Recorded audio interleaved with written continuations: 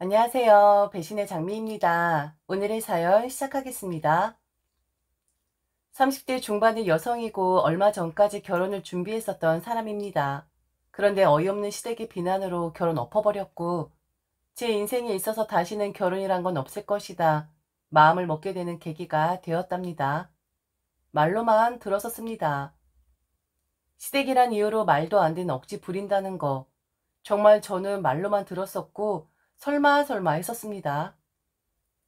그런데 제가 당하고 나니까 결혼이란 건 미친 짓이고 시댁이란 사람들 머릿속에는 이상한 계산법이 들어있는 것 같더군요. 그리고 며느리가 될 사람이다 생각을 하면 바로 얕잡아보고 깔보고 막 대해도 된다고 생각하는 그런 아랫사람 보는 듯한 시선도 말이죠. 정말 재수 없습니다. 그럼 제가 어떤 일을 당했었는지 말씀드리도록 하겠습니다. 결혼을 준비했었던 남자친구는 다른 부서이긴 하지만 한 직장에 있는 사람이었습니다. 남자친구의 부서가 좀 외톨이로 일하는 편이라 그런 사람이 있는 줄도 몰랐었는데 암튼 걸러걸러 그 사람을 알게 되었고 좋은 감정 생겨 연애를 시작한 경우였죠.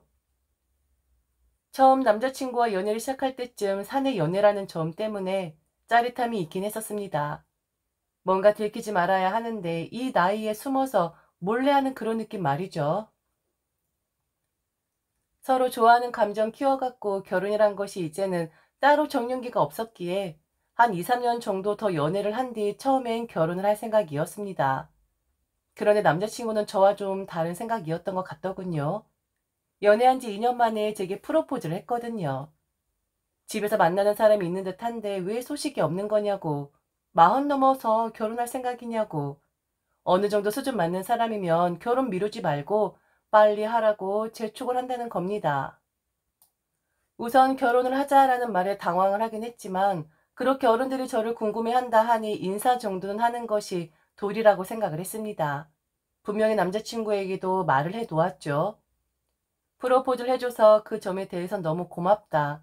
하지만 나는 좀 더 생각을 해봐야겠다. 대신 가벼운 마음으로 누군가를 만난다는 것을 부모님도 인지를 하고 계신다 하니 인사하는 것이 맞는 것 같다 라고 했지요. 남자친구의 부모님에게 인사를 드렸습니다.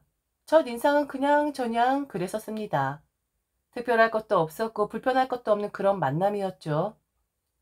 맛있게 차려주신 식사 잘했고 좋은 이야기 하면서 그날은 그렇게 무난하게 넘어갔었습니다. 그런데 남자친구의 부모님에게 인사하고 난 뒤 남자친구는 계속해서 제게 결혼 이야기를 꺼내는 겁니다. 답변을 재촉했던 거였죠.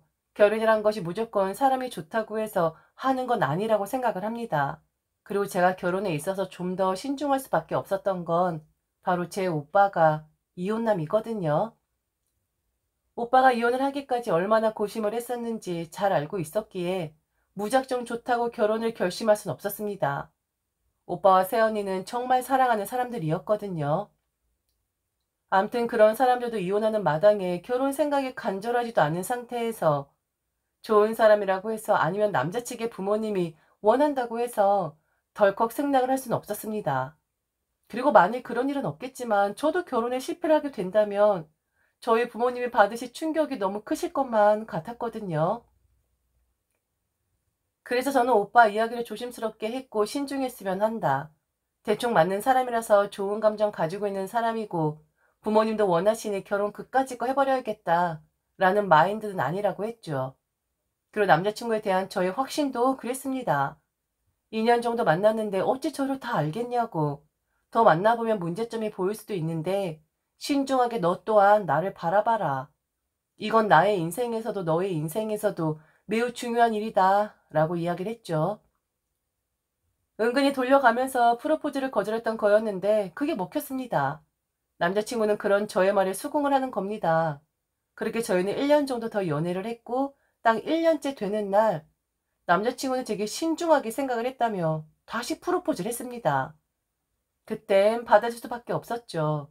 남자친구 싫은 거 아니었고 3년 정도 연애하면서 다 알진 못하겠지만 특별한 문제점 같은 건 발견하지 못했으니까요. 수락했고 그때부터 저희는 결혼에 필요한 준비들을 하기 시작했습니다. 그런데 예기치 못한 곳에서 순탄하게 진행되었음 하는 우리 결혼 준비에 딴지를 걸기 시작했으니 이미 남자친구와 다 이야기를 끝내놓은 것이었는데 갑자기 예비 시어머니가 나서기 시작했던 거였습니다. 우선 결혼할 때 가장 중요한 것, 가장 비용이 많이 드는 것, 바로 집 아니겠습니까? 저는 광화문 근처에 16평형 스튜디오 원룸을 한 채 가지고 있습니다. 저층이고 현재 시세는 2억 6천에서 8천까지 가는 곳이지요. 16평 원룸이다 보니 그곳에서 신혼살림 하기엔 비좁았기 때문에 우선 그 집을 처분할까 하다가 전세로 내놓기로 남자친구와 의논을 마친 상태였었습니다.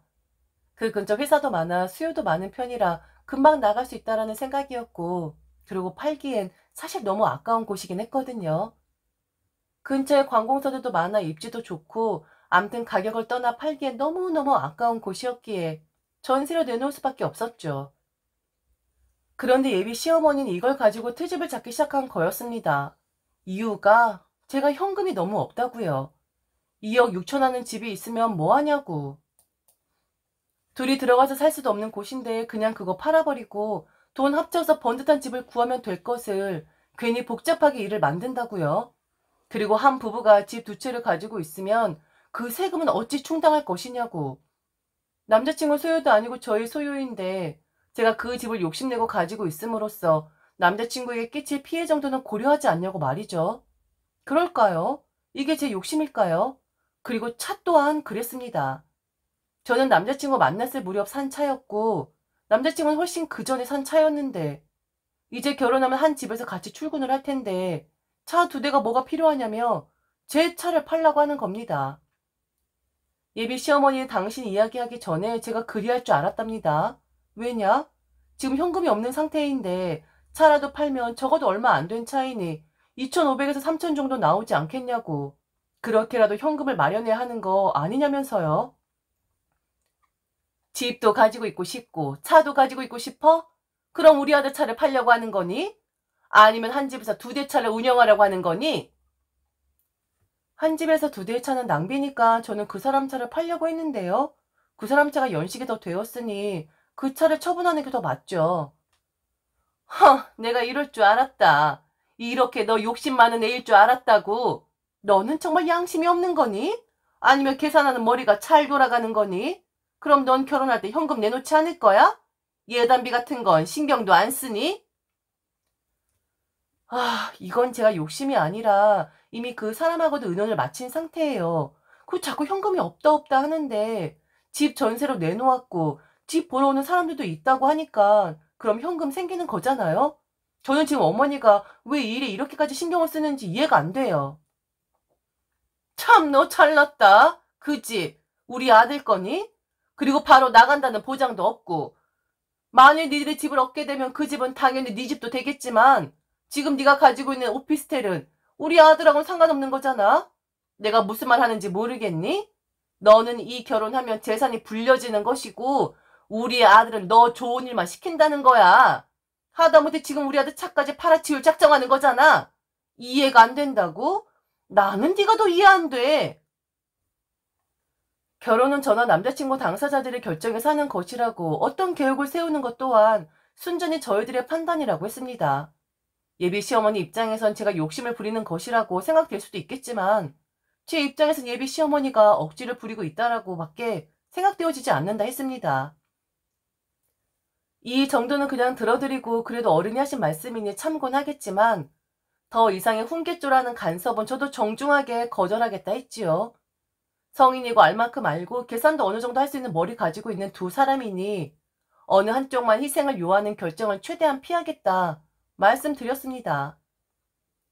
3년 남자친구 만나는 동안 그에게서 불편함이나 문제점을 발견하지 못한 반면 결혼을 준비하는 과정 중 고작 3개월도 안 된 시점에서 앞으로 제 시어머니 될 분의 문제점을 발견하게 되더군요. 미리 시어머니란 분의 성향 파악을 하지 못했던 저를 반성했습니다. 순조롭게 진행이 될 것만 같았는데 저런 타박을 들었어야만 했으니까요. 예비 시어머니는 저뿐만 아니라 제게 했던 이야기를 똑같이 남자친구에게도 한 듯 했습니다. 아마 시간이 날 때마다 남자친구 얼굴이 보일 때마다 이야기를 한 듯 했어요. 결국 남자친구가 저를 설득하기 시작했거든요. 처음 남자친구의 설득은 애원에 가까웠으나 나중에는 비난조로 바뀌게 되는 참사가 벌어지게 됩니다. 둘 다 감정이 극도로 예민해졌던 거였죠. 연애 기간 중 이 정도까지 날카로워졌던 적이 없었던 것 같은데 그런 남자친구의 모습, 남자친구 입장에서도 저의 그런 모습 처음 보는 거였었네요. 예비 시어머니가 이런 소리를 하신다. 그런데 그게 한두 번이 아니라 반복해서 계속 말씀을 하시니 내가 살 수가 없다. 예비 시어머니 될 분이 원래 걱정이 좀 많으신 분인데 혹시나 결혼 준비하는 중에 남자친구의 돈을 더 많이 쓰는 것은 아닌가 그걸 염려하고 있다. 그러니 차라리 그 집을 전세로 내놓는 것이 아니라 팔아버리자. 좀 가격을 낮추면 입지 좋은 곳이니 사겠다는 사람이 빨리 나타나지 않겠느냐. 자기를 살려달라 하더군요. 예비 시어머니로 인해 자기가 피가 말리는 것 같다고요. 제발 좀 좋게 넘어가고 예비 시어머니 안심되게 그렇게 좀 해달라고 하는데 아무리 좋게 좋게 넘어가는 것이 예비 시어머니를 향한 배려라고 해도 손해가 얼마인데? 그리고 저는 왜 자꾸 그 집을 가지고 물고 늘어지는지 모르겠더라고요. 그래서 저는 그럴 수 없다고 했습니다. 집을 팔든 안 팔든 그건 내가 결정해야 하는 부분이고 그리고 왜 내가 너보다 결혼 준비하는데 돈을 덜 쓴다고 가정을 하느냐. 절대로 그런 일 없을 테니 집 이야기 그만하고 제발 좀 순조롭게 가자 했습니다. 그랬더니 갑자기 남자친구가 버럭하는 겁니다. 순간적으로 말이죠. 그러게 그 집 진지게 좀 팔아버리지 그랬어. 2억 넘는 집인데 지금 우리 나이도 그렇고 어떤 부모가 그렇게 생각 안 하겠냐? 그렇게 비싼 집에 있는데 쟨 당연히 현금이 없겠구나. 그럼 우리 아들한테 빌붙겠구나. 그리 생각 안 하겠냐고. 당신 차도 그래. 나보다 훨씬 더 비싼 차잖아. 그렇게 비싼 차를 몰고 다니는데 당신 나만큼의 현금이 있을 거라고. 우리 아들이 내는 만큼 쟤도 내겠지라고 어느 부모가 그리 생각을 하겠냐고. 말은 반반씩 했어요 하겠지만 우리 아들 거덜내겠구나. 그러면서 지 가지고 있는 건 하나도 처분 안 하고 가지고 있겠다는 심산이구나. 이렇게 생각하지 않겠냐고. 보여줘. 그럼 네가 돈이 얼마가 있는지 보여달라고. 그럼 내가 믿을게. 그리고 엄마한테도 말할게. 내가 너 돈 있는 거 봤다고. 아니다. 차라리 네 현금 있는 거 캡처해줘. 우리 엄마한테 보내주게. 참 타이밍도 너무 기가 막혔습니다. 제가 내놓은 그 집 전세 계약하겠다고 막 전화를 받은 상태였었거든요. 신나서 남자친구에게 일이 잘 해결이 되었다고 말을 하려고 했었는데 저런 말을 하다니. 애초에 남자친구나 예비 시어머니는 그걸 전세로 내놓든 그게 중요한 게 아니라 제가 가지고 있는 것을 팔아버린 뒤 남자친구와 공유를 해야 하는데 그렇게 행동을 안 하니까 트집을 잡아냈던 거였습니다. 캡처? 예비 시어머니를 보여주게 내가 현금을 얼마나 가지고 있는지 캡처해서 확인을 시켜달라고? 3년 동안 저는 눈뜬 장님이었더라고요. 저는 유치한 생각을 하는 남자친구에게 문제점이 없다 굳게 믿었었고 그리고 분명히 예비 시어머니라는 사람에게 문제가 있었는데 결혼을 감행하려고 했었던 그것 자체도 말이죠. 내가 돈이 있든 말든 이제 너랑은 상관없을 것 같은데? 지금 협박하니? 왜 남의 돈을 보여달라고 하는 거야? 지금 네가 한 말을 듣고도 내가 너란 놈하고 결혼할 것이라 생각하는 거야? 뭐 이런 것들이 다 있냐? 그래, 네 엄마처럼 내가 현금이 없다면 너나 너네 엄마는 생각이란 게 없는 거야. 뇌가 없는 거라고. 너 같은 전응아랑 내가 더 이상 무슨 이야기를 하겠니? 결혼 없던 걸로 하자. 피차 그게 좋지 않겠어? 며느리 될 사람 결혼 전 가지고 있는 재산 탐나서 그거 어떻게 해보려고 하는 네 엄마나 그리고 거기에 놀아나는 너나 니네 모자 지금 뭐 하는 짓이니? 미친 거니? 결혼 이야기 쏙 들어가 버렸고 어차피 회사에는 몇몇 사람들만 알고 있었기에 굳이 결혼을 엎어버렸다라는 말을 공공연하게 하고 다닐 필요는 없었습니다. 그리고 부서도 달랐으니 볼 일도 없겠다 생각을 했고요. 그런데 예비 시어머니란 사람, 정말 웃겨버리는 아줌마이긴 하더군요.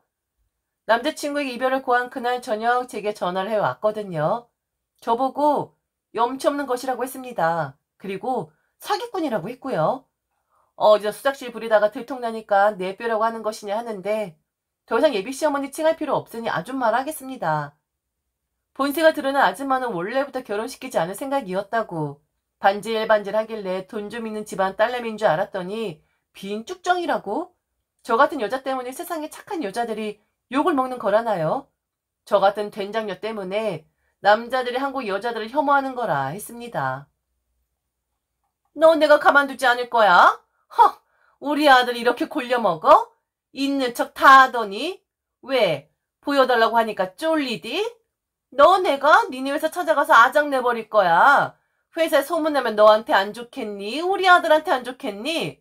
아무리 세상이 변했다고 해도 너는 당장 잘리는 거야. 알아? 이게 누구를 물러보고 있어? 감히 결혼을 그만둬? 야, 우리가 먼저 그만둘 거야. 너랑 결혼할 생각 없어. 그러니까 우리가 너한테 그만두자 먼저 말하는 거라고. 돈도 없는 거지 같은 것이 어디 감히 우리 아들을 뜯어먹으려고? 아, 이 아줌마 엄청 교양 없네. 역시 사람은 겪어봐야 한다더니. 아줌마, 아장을 내든 말든 아줌마 알아서 하고요. 정말 찾아올 수 있겠어요? 아줌마 후회할 텐데. 정말 그렇게 하겠어요? 뭣도 모르고 지금 실수하는 것 같은데. 내가 못할 줄 알아? 너 그 회사 다시는 못 다니게 해줄 거야. 내가 그렇게 만들 거라고. 아줌마, 정말 찾아왔습니다. 결혼 이야기 없던 걸로 치자하니까 회사에 사내 연애하는 거 걸리면 여자한테 불이익이 온다 단단히 오해를 했나 보더라고요.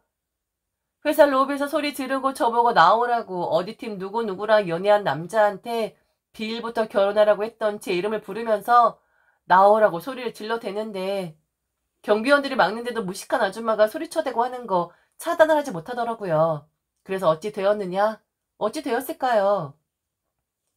결국 남자가 회사에서 나갈 수밖에 없었습니다. 이 아줌마가 간과하고 있었던 사실 하나. 이 회사에 제겐 아주 든든한 백이 있는 사람이었거든요. 물론 낙하산으로 입사를 한 건 절대 아니었습니다. 제 능력치로 당당하게 이 회사를 입사한 거였으니 제 삼촌이 이 회사의 임원이시거든요. 결국 그 입김은 어쩔 수 없이 작용을 할 수밖에 없었고 남자는 퇴직을 할 수밖에 없었죠. 절대 함부로 회사에서 해고할 순 없습니다. 하지만 아주 교묘한 방법이 있죠. 유령 만들기. 아무것도 시키지 않는 겁니다. 일을 관두지 않고는 못 버티게끔 사람을 무시하고 없는 사람 취급하는 방법인데 여기에 버텨내는 사람 절대 없죠. 그 아줌마가 회사에 난리만 치지 않았어도 자기 아들 회사 잘릴 일은 없었을 텐데 좀 누울 자리 봤어야 했는데 미차 아줌마는 거기까지 헤아리지 못한 거였죠. 결혼 엎어져 회사 나가. 과연 남자친구의 정신 상태는 어찌 되었을까요? 맨 정신에 살 수 있었을까요? 그리고 그렇게 유령 취급 당하면 사람 자존감 미친 듯이 떨어집니다. 게다가 좁디 좁은 바닥에서 소문 금방 나죠. 엄마라는 사람이 로비에 찾아와서 난리치는 바람에 여자 쪽 입김이 좀 세서 회사 잘렸다더라. 이직도 거의 불가능할 것이고 여자 만나는 거? 그건 더 어렵게 된 거죠. 뭐 외국계 회사면 덜하긴 하겠네요. 파견제 신청하면 되는 거니까요. 자기가 남의 회사 와서 진상 부려놓고 그 피해가 자기 아들한테 갔다고 회사를 상대로 고소를 하겠다 어쩌겠다 했지만 무슨 수로 무식한 아줌마가 거대한 회사를 상대로 고소를 하고 대응을 하겠습니까? 그러니 자중을 좀 했어야죠. 아줌마 나중에 제게 사정을 하더군요. 남자애 그냥 묶고 갈 테니 좀 잘 말해줄 순 없는 거냐고. 무슨 방법이 없는 것이냐고요.